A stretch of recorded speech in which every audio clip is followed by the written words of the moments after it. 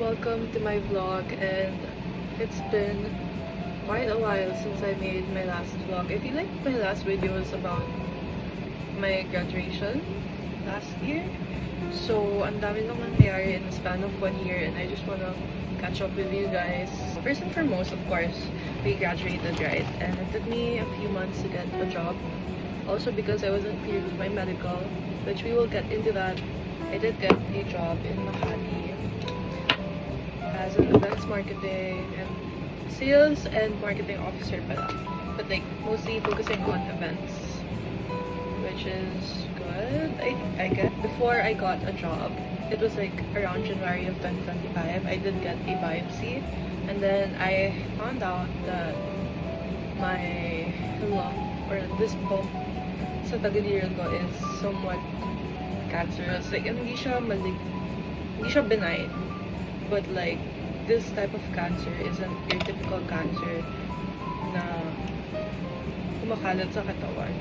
So I got this bump during the pandemic, and it did get smaller after the biopsy.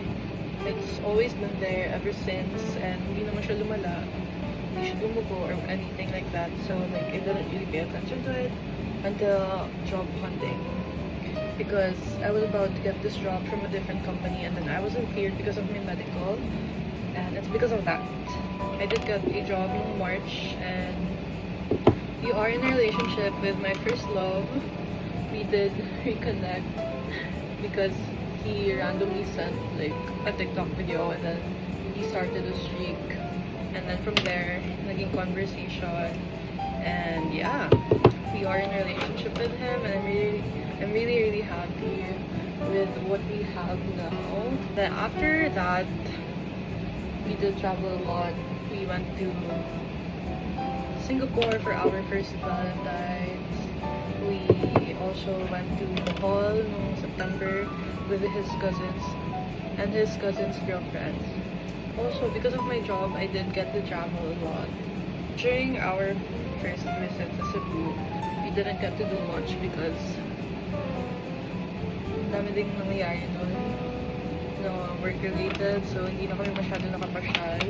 But we did get to eat sa House of Lechon, which is a must if you go to Cebu. Next travel that we had was Iloilo. Iloilo ba? No. Davao. We went to Davao. Tapos, it was so hard because tag-ulan nun. Kaya, ang hirap mag-work, ang hirap mag-set up para sa event kasi it was raining, and then we didn't really have like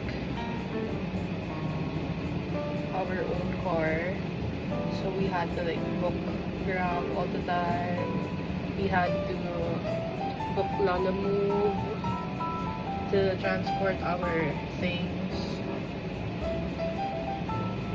So after work, yun yung mga agenda naming girls, maguhay and kumain sa night market kahit umuulan.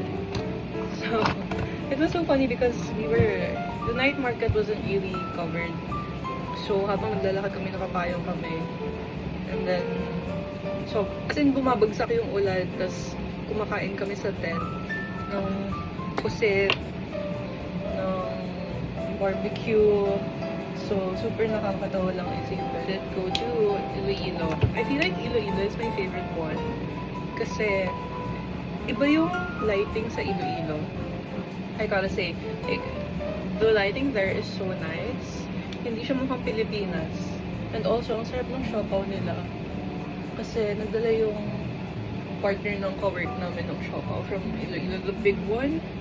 And totoo nga ang chismis na hindi mo kailangan ng sauce sa siopaw ng Iloilo. After work, we also had like a mini extra day because our flight was the next day.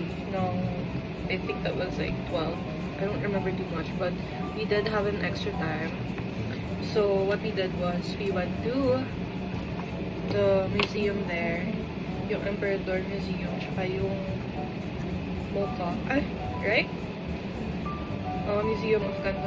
Museum of Contemporary Arts, Iloilo. There was this one trip. I'm not gonna say na lang the airline, but palanding na kami sa airport. And then, for some reason, sobrang bilis ang pagbaba ng aircraft. As in, it didn't feel normal. So, I was like, something's not right. And then, ito yung runway, ito yung plane. Sobrang bilis niya, di ba? Gumanon siya, tapos umangat na naman. And then, parang naalog yung buong spinal cord ko sa nangyari. As in, all of us sa plane was like panicking.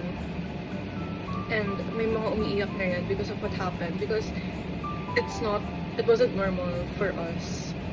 Like, of course, syempre, I just know that the pilot had to do that. Kasi mas safe yun rather than, pipilit mo na ilaland ng diretso na ganun kabilis. But like, imagine nag-hit ground ka na, tapos umakyat ka pa ulit na sobrang taas. Tapos, for 30 minutes, we were like in the air until makaland ulit kami ng mas maayos.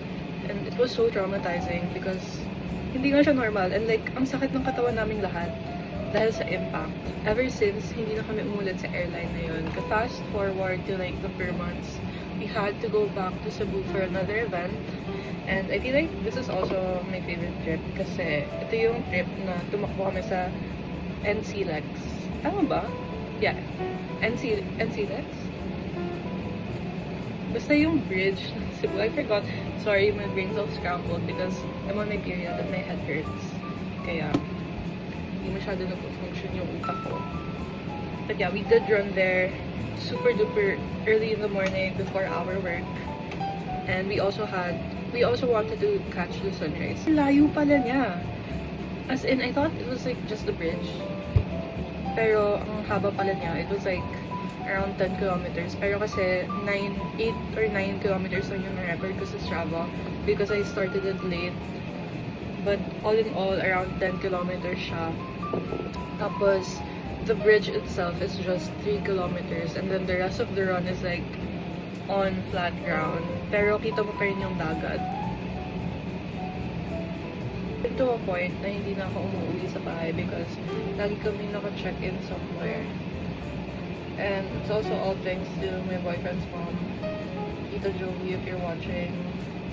Thank you sa pagpayag na magstay kami sa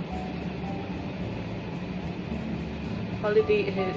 There were nights na uuwi kami from work, tapos doon na kami magsistay, and then gagawa lang kami ng Gundam sa hotel room.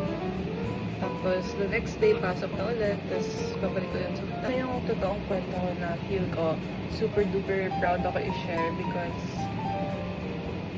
never ako nanalo sa raffle ever.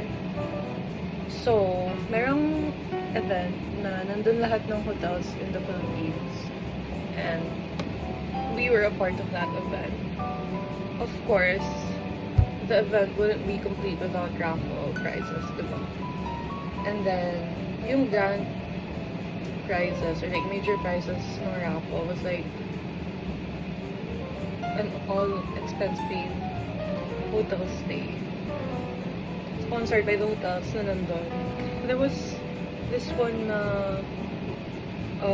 free stay sa Bohol, free stay sa Boracay. Basta lahat ng hotel na maiisip nyo, nagpa-raffle nung gabing yon ng free stay. Biglang natawag yung pangalan ko. So, nanalo ako ng free stay sa Alpha Suites Makati. And, ang maganda sa GC na yun, ako bahala kung kailan ko siya gusto gamitin. Basta within 2025 siya. Sobrang ganda ng Alpha Suites because ang ganda ng room. Actually, hindi siya room. It's more of like a condo. Yung unit namin was like a 1-bedroom, 1 kitchen, 1 living room na unit. Tapos, super spacious niya as in hindi siya tinipid sa space. Yung bedroom namin, I believe it was like king size yung bed. Tapos, may view pa ng buong Makati. Tapos, yung living area naman, super duper ganda as in overlooking din yung city, yung Rockwell area. Tapos, yung kitchen, may ref na malaki. Tapos, mayroong washing machine, mayroong dryer. And on top of that, mayroong dishwasher. So, imagine, hindi na siya hotel for me. More of like a condo unit na siya. Since 3 days na kami doon, we also took the opportunity to take advantage of their amenities. So may dala kaming sports attire. And then, meron silang pickleball court, meron silang badminton court, meron silang basketball court. Of course, kasama na yung swimming pool. If you're looking for a place to stay, na gusto nilang magpahinga, mag-staycation, I feel like that's such a perfect place. To add to that, they're also pet friendly. At may mga certain floors lang sila na pet friendly. So you have to inform them beforehand. And then during the Christmas break, kala mo estudyante eh, no? We went to Taiwan and we spent post-Christmas there with my boyfriend's family. We were there for like 5 days and we just explored the city and we really had fun kasi oh my gosh, iba yung milk tea dun, guys. I swear, super duper sarap ng milk tea dun. Na I don't know, when we got back here in the Philippines, na hinahanap-hanap ko yung milk tea nila and walang katapat dito sa Pilipinas. So, sabi ko kay Lance, oh my gosh, gusto ko bumalik para lang sa milk tea nila kasi wala talagang kapareho dito. And fast forward to February, I did get the surgery done. I did have the mass removed, you know, the one that I was talking about earlier na pinabiopsy ko. I had it removed 2 weeks ago, and the last 2 weeks of my life, yun yung pinakamahirap because I had to adjust again. 4 days after my surgery, nakahiga lang ako sa hospital bed. And it was so hard for me to move because they did remove a hand size amount of mass sa tagiliran ko. So just imagine, ganito kalaki yung tinanggal sa akin. Actually, hindi ko pa nakikita yung picture and I don't know if may balak pa akong tingnan yung picture kasi baka manghina lang ako. But I am still recovering. Thank God na I am able to move already. Although I'm still in pain in a way. From time to time, sumasakit siya. Lalo na kapag pagod. Now na tinanggal na siya, I feel so much more free and confident with my health. And parang nabawasan din yung iniisip ko. So, I'm really happy about that. And I really do hope that I get to recover fully soon. Kasi hindi ko pa kaya masyado mag-drive. Hindi ko pa masyado kaya magbuhat ng mga bibigat. Now, we are recovering and we are getting better. And I do hope to vlog more soon. Kasi ang dami kong gustong i-share. This is the final look. I didn't really do much. Kasi naglaro lang naman ako with makeup. And I really just wanted to catch up with you guys. And I really hope na I get to post more this year sa YouTube channel ko. So that we can connect more and just record more of our memories this year. So I'll see you again on my next one. Bye!